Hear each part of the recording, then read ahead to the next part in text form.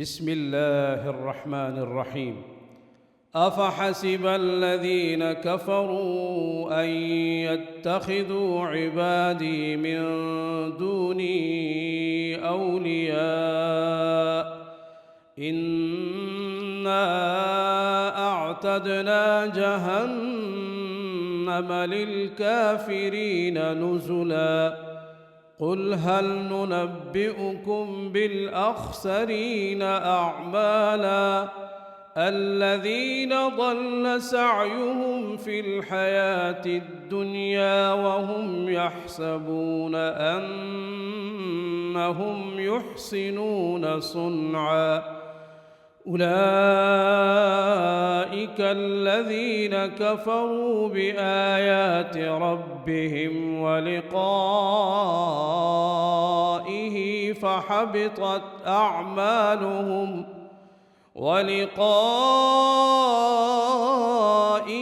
فحبطت أعمالهم فلا نقيم لهم يوم القيامة وزنا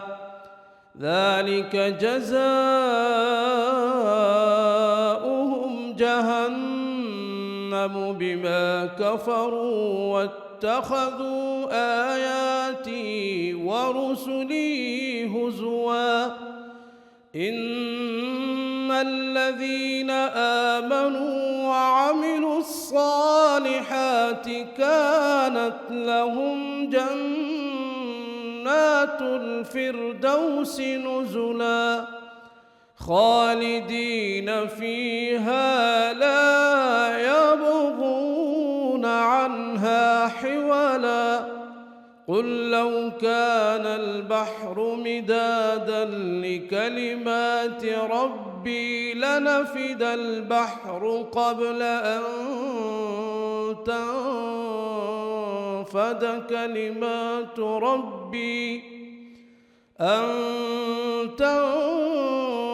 تنفد كلمات ربي ولو جئنا بمثله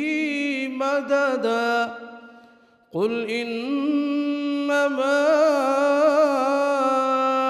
أنا بشر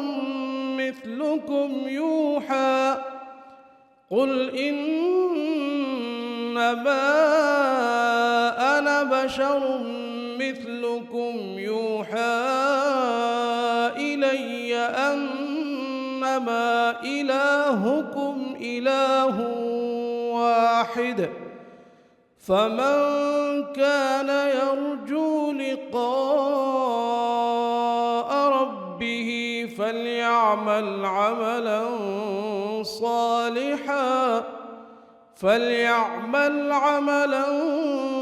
صالحا